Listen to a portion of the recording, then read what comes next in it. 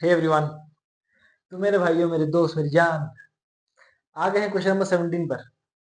A fraction becomes 1/3 when 2 is subtracted from the numerator, and it becomes 1/2 when 1 is subtracted from the denominator. Find the fraction. ये question आपका CBSE के किसी एक साल में आया था। अगर साल आप मेरे को बता दें तो मतलब आपने क्वेश्चन लगाया है पीवाईक्यूज में। अगर नहीं बता पा रहे हैं तो क्वेश्चन के लास्ट में आपको साल में बता दूंगा। बट क्वेश्चन जितना आपको दिख रहा है ना टफ, उतना टफ नहीं है। जनरली आपको 3 मार्क्स का क्वेश्चन देखने को मिल सकता है भाई, ठीक है। और अब हम लोग ना properly linear equation in two variable में आ चुके हैं, क्योंकि ये क्वेश्चन में हमें वही इस्तेमाल करना है जो आप अभी तक पढ़ रहे थे।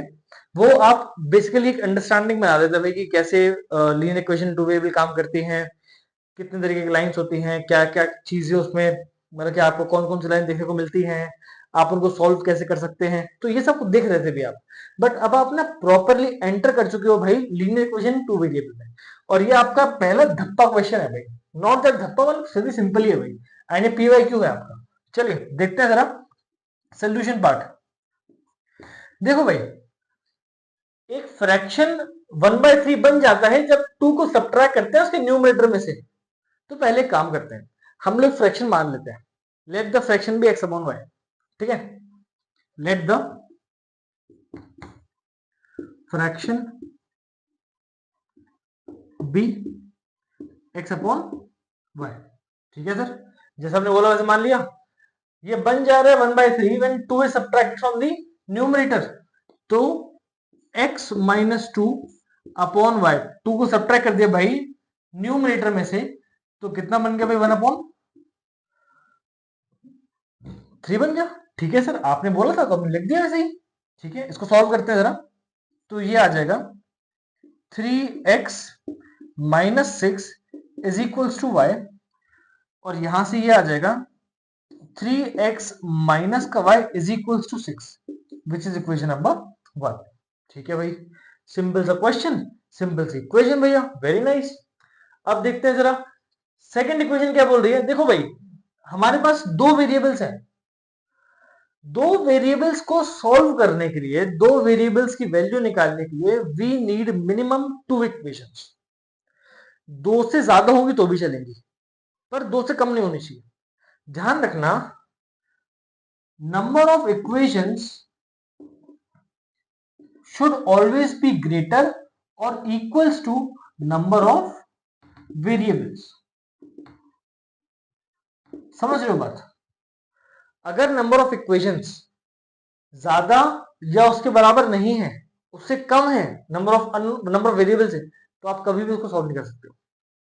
You will never be able to solve that particular question.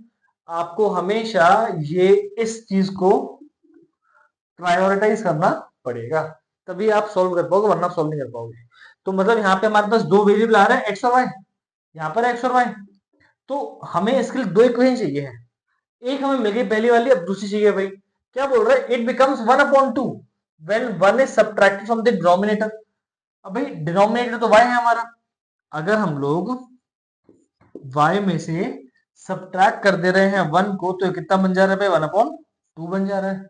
ठीक है, तो ये हो जाएगा 2x is equals to y minus 1, और 2x minus y is equals to minus का 1। This is equation number. तो ये हो गई हमारे पास दो इक्वेशंस।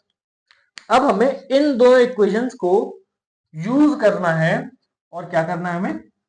हमें फाइंड करनी है x और y की वैल्यूज। x और y की वैल्यूज। देखो भाई, अगर हमारे पास दो इक्वेशंस है तो हमारे पास सॉल्व करने के लिए चार तरीके हैं। कौन सा? सब्स्टिट्यूशन, एलिमिनेशन, क्रॉस मल्टीप्लिकेशन और ग्राफिकल मेथड। आप इनमें से कोई सा भी इस्तेमाल कर सकते हो। एंड ऐसा मैं मान के चल रहा हूं भाई कि आपने ये चारों पढ़ लिए होंगे। ठीक है, अगर नहीं पढ़े हैं तो मैं इस पे एक सेपरेट वीडियो बना दूंगा भाई, तो उस पर आप देख लीजिएगा। ठीक है, बट उससे पहले हम क्या करने वाले हैं? We are going to use substitution method या फिर एलिमिनेशन मेथड, बिकॉज यही दोनों सबसे अच्छे लगते हैं मेरे को, और जिसमें जिसमें से मेरा ना पर्सनल फेवरेट है एलिमिनेशन। मतलब मुझे ना वो जान क्यों पर्सनली पसंद है भाई, सबसे आसान होता है यार, ज्यादा झंझट होता नहीं उसमें। लेकिन यहाँ पर हमें देखने को मिल रहा है भाई कि हमारे पास इक्वेशन बहुत ही नॉर्मल है, सिंपल सादी सी है। So we will use substitution method, we will use what, substitution method. तो चलिए भाई शुरू करते हैं। टेकिंग या substituting value of y from equation 1 to equation 2। अब देखते हैं इक्वेशन 1 को पहले। तो यहाँ पे 3x माइनस वाई हैगा 6 के बराबर, ठीक है। तो अगर मैं y को यहाँ पे ले आऊं, 6 को यहाँ पे ले आऊं, तो 3x माइनस 6 हो जाएगा y के बराबर। तो अब मुझे वैल्यू मिल गई y के टर्म्स में, y का वैल्यू आ गया x के टर्म्स में। अब मैं इसको पुट करता हूँ इसमें भाई।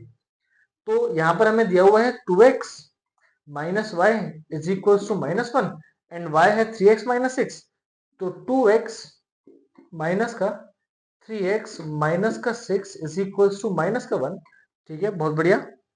तो यहाँ से 2x माइनस का 3x माइनस माइनस प्लस का 6 इज इक्वल टू माइनस का 1। तो ये 2 प्लस ये हो जाएगा माइनस का x एंड ये हो जाएगा इज इक्वल टू माइनस का 7 मल्टीप्लाइंग बाय -1 बोथ साइड्स। तो यहाँ से x कितना आ जाएगा हमारा, 7 के बराबर आ जाएगा।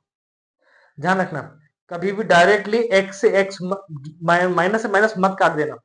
अगर आपने माइनस से माइनस डायरेक्टली साइन काट दिया बिना लिखे कि we are multiplying both sides by negative sign, तो टीचर आपका 1 मार्क्स या आधा मार्क्स काट सकता है, बिकॉज ये कहीं नहीं लिखा भाई कि आप माइनस से माइनस काट दोगे, ठीक है।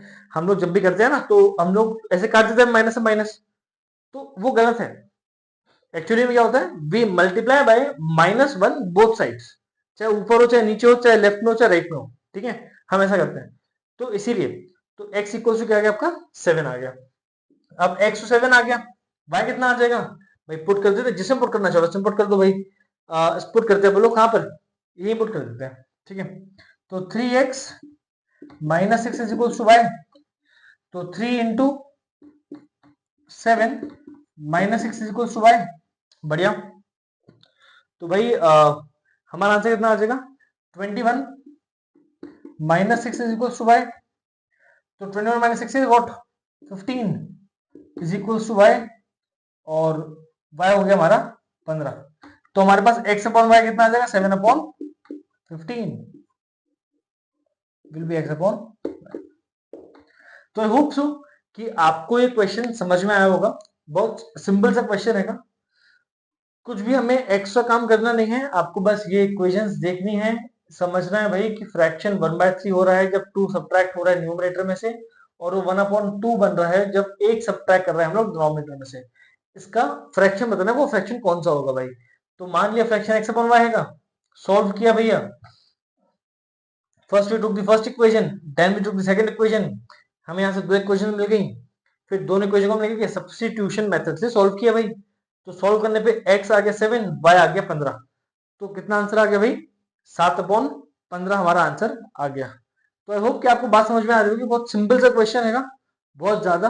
अगर आप देखते हो इसे पुट करके, तो when 2 is subtracted from numerator, अगर इसमें 2 सब्ट्रैक्ट करेंगे तो 7 माइनस 2 हो जाएगा 9, सॉरी 5, 5/15 कितना हो जाएगा 1/3।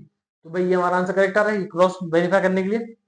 अगर हम इसमें 1 सब्ट्रैक्ट करते हैं डिनोमिनेटर में से, 15 माइनस 1 इज 14, तो 7/14 इज 1/2, तो ये भी हो जाएगा 1/2। मतलब ये हमारा आंसर बिल्कुल फिट बैठ रहा है, हम जैसे चाहे वैसे कर सकते हैं, ठीक है। तो इस क्वेश्चन को लगाना भाई, सॉल्व करना, बाकी जो डाउट हो मुझे कल बताना। We will go with next question tomorrow. चलिए bye bye, take care, have a good day.